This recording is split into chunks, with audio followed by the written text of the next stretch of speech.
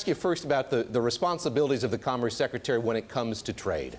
Historically speaking, what kind of role does he play?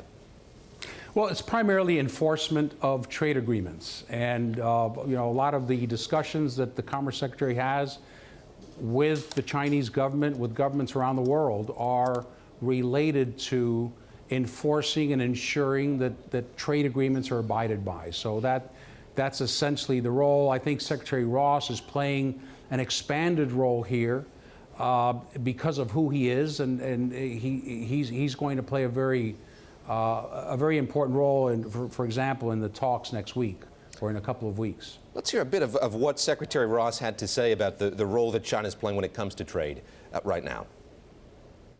The United States is about the least protectionist of the major countries, and that China is one of the most protectionist. There's an inherent clash between those two, even though China uses a tremendous amount of free trade rhetoric.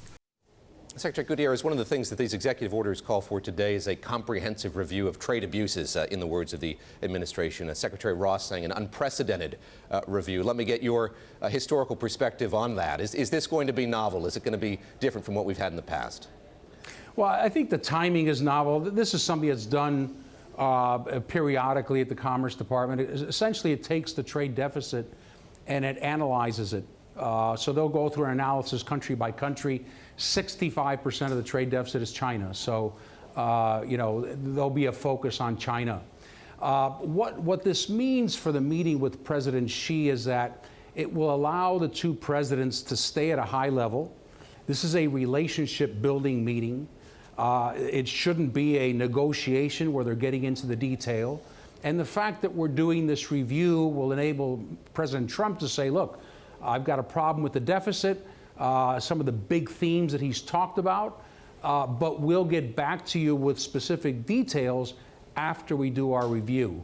And I think that's smart because with such little preparation, we can't expect the presidents to get into detail and to get into a negotiating mode.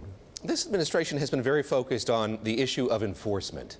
What grade would you give the way that we've enforced trade deals here in recent years? I know the former U.S. Trade Representative told me that there were about 20-something cases brought against China during the course of the Obama presidency. Could the U.S. have done more? Indeed, should it be doing more when it comes to enforcement? Well, I think there are two issues here. One, on enforcement, it's brought to commerce by companies who believe that they have been hurt by dumping or subsidies. So really, the Department of Commerce responds to requests from companies, and the Department of Commerce has been very active for a long time on dumping, anti-dumping, on anti-subsidies.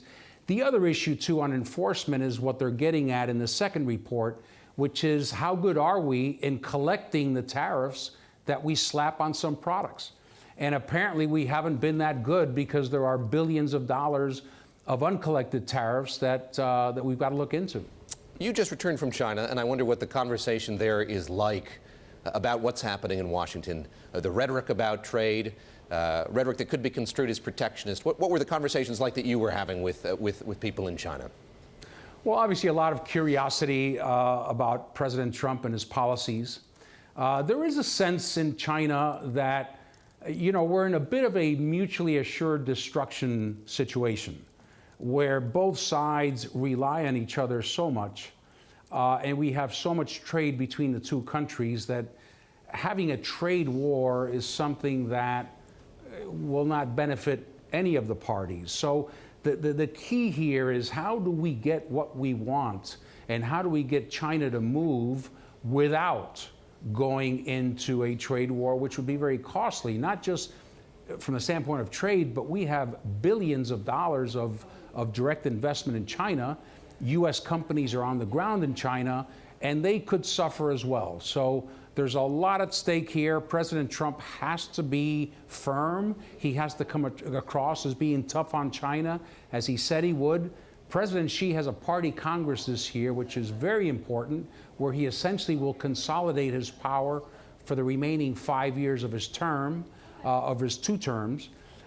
So there's a lot at stake, and both have to show that they're engaged and that they're holding their own. So in that regard, it'll be very interesting to watch, but don't expect any major announcements. Perhaps the Chinese president will come in with some announcements of investments that are being made, jobs that are being created in the U.S. But other than that, looking forward, I think we're going to have to wait for some future meetings. This will be a relationship building meeting, and I think that's good. Indeed, these two leaders meeting each other for the first time. What's the state of this relationship right now? Going into the Trump presidency, how would you assess the relationship that the U.S. government had with counterparts in China? There was an awful lot of dialogue, it seemed.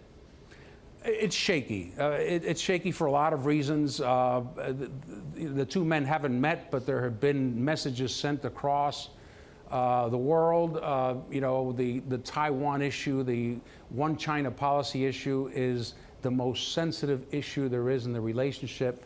President Trump had the phone call with the president of Taiwan. That was very sensitive. There have been statements made that suggest that the relationship will be tense. So right now it's uncertain, it's tense, and everyone's hoping that the two sides can find an accommodation so that we don't go into a trade war.